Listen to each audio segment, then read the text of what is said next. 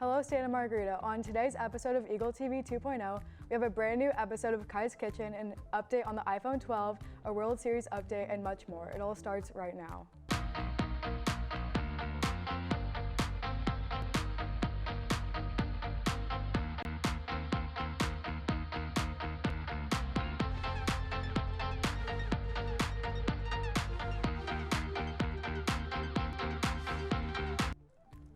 Welcome to Eagle TV 2.0. I'm Mason Hanna. And I'm Josie Cook. We have a jam-packed show for you today. But first, Quentin is here in the studio with an update on today's announcements. Hello SM, I'm Quentin Francis, and today I have a few announcements for you.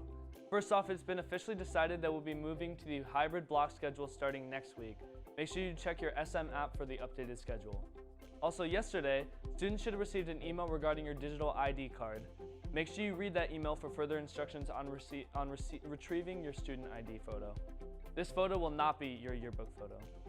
Finally, all parking permits are not valid yet, so please continue parking in the back lot, regardless of where your permit says to park. That's all the announcements for today. Make sure to check your SM email for more updates. Now back to the host in the studio. Thank you, Quentin. For more announcements, make sure to check out your Campus Life Teams page. While we're on the topic of updates, Andrew Burris is here in the studio to give us a news update. Take it away, Andrew. Hello everybody, I'm Andrew Burris, the weekly news anchor here on ETV, and today we're going to be talking about a couple different things, some important, some just for fun. One of the important things, however, is the election. 34 million have already voted as of Tuesday. This is 24% of the entire outcome for the 2016 voters, so a quarter of everyone who voted in 2016 has already voted this year. Texas, Vermont, New Jersey, Georgia, and Montana have all had at least 40% voter turnout from 2016. That's a huge number, and it'll be interesting to see how that works and how that's going to play out for the rest of this election. Now we're going to move on to technology. NASA has given $370 million to Nokia to put a 4G network on the moon, which is kind of ironic because my network doesn't even work on Earth, and they intend to do this by 2028. NASA says it will allow more reliable communications to people on the moon so that if they are on the moon, their communication works instead of not working. They also intend to eventually upgrade this to 5G, which I also don't have on Earth, so it would be nice if they could put that here first. Moving on to Elon Musk, everyone's favorite billionaire. Falcon 9 launched 60 new Starlink satellites this last Tuesday, October 18th. Falcon 9 has 420 satellites in space. Elon even sent a tweet from one of the Starlinks saying, quote, "Sending this tweet through space via the Starlink satellites." This is targeting service to the northern parts of America as opposed to NASA, who apparently wants internet on the moon, even though no one lives there. Elon is actually focusing on Earth to give people in Canada and Northern America better service. However, they have not set an exact time for when this will happen, but it's intended to happen this year, he said. Thank you for watching. Now back to the host in the studios. Thanks, Andrew, for keeping us up to date. Now moving on, last week, Kai was cooking up a delicious breakfast, and now he's back with a brand new episode of Kai's Kitchen. For you, let's see what he has for us today.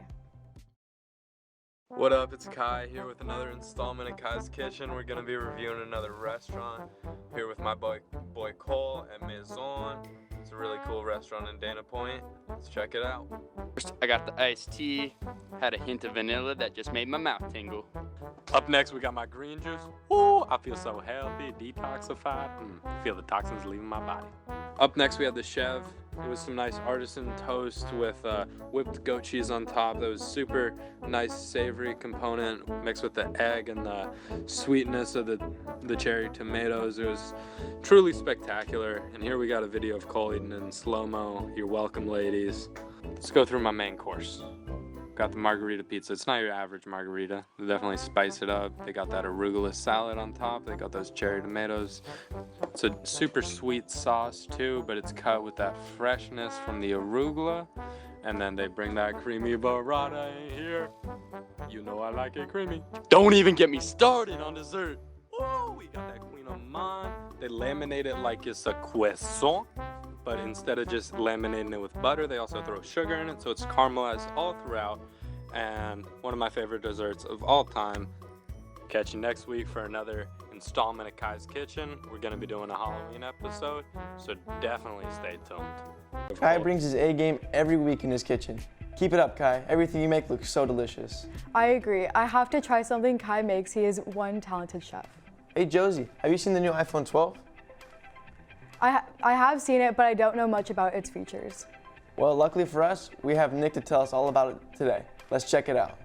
Hey SM, I'm Nicholas Smythe coming at you hot with the first episode of Tech Tips. We have a lot to cover today, so let's get started. For our first episode of Tech Tips, I'd like to start off with one of the more well-known products, the iPhone.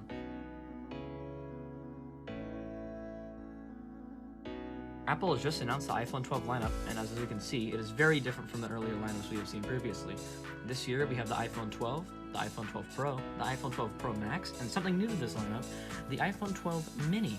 This year's iPhones are the first to come with 5G data, so for those of you who have been looking for faster wireless speeds, this is the phone for you. The outer casing of the iPhone has been returned to a more boxy finish instead of the smooth curved finish, similar to what was on the iPhone 4, in order to fit a bigger battery and their new processor, the A14. The iPhone Mini comes with a 5.4-inch display, while the 12 and 12 Pro come with a 6.1-inch display, and the Pro Max comes with a 6.7-inch display. The 12 Pro models are actually bigger than last year's by about 0.2 inches, and that annoying bezel at the top of the screen has been reduced to a smaller size, giving you much more screen space. The cameras across all models have been much improved, with the night vision technology being 27% better than last year's, along with 4K video recording and night vision coming to selfies. Wireless charging has also been improved. Just stick the magnetic disc to the back of your phone and turbo wireless charging is now activated. Well guys, sadly that's all the time we have for today, but I hope you guys are as excited for the new iPhones as I am. Thanks, Nick. The iPhone 12 seems very interesting. What do you think, Mason? Yeah, you're right, Josie. I think it's really cool. It might be the next iPhone I get. Now switching gears, as you all know, the Dodgers and the Rays are playing in the World Series right now. And we have Luke here in the studio to give us a few updates on the series. What's up, SM? I'm Luke, and I'm going to give you guys an update on the World Series. So the Dodgers won Game 1 with big offense. They scored 8 runs, and the Rays looked very outmatched. But yesterday, the Rays tied up the series with their offense and won 6-4. Today, there's no game, but on Friday, it'll be Game 3.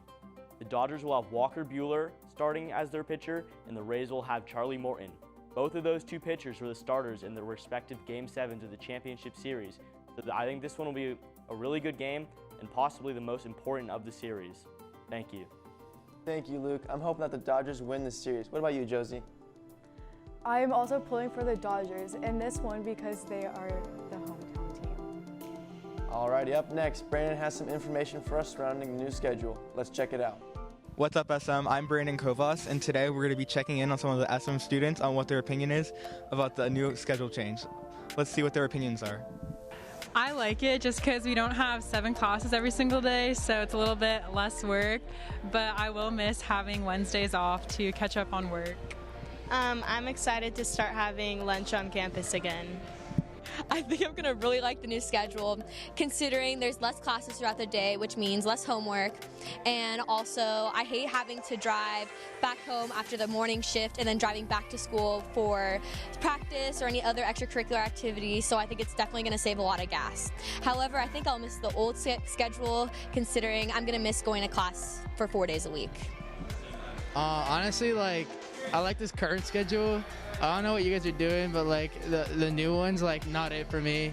But I'm excited for the longer class periods, for more test taking time, and just time to hang out with all of our friends instead of switching back and forth between home and school. Thanks for those responses, SM students. Personally, I like the old schedule better, but it seems like most people like the new schedule better, so that's good.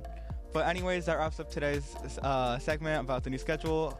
Back to the host in the studio. Personally, I prefer the schedule we have now. I like the 45-minute classes. I prefer the new one. I like that we will have 4 classes a day instead of all 7. It'll be exciting transitioning into the new schedule. Well, SM, that's all we have for you today. This has been Eagle TV 2.0. I'm Josie Cook. And I'm Mason Hanna. We'll see you next time.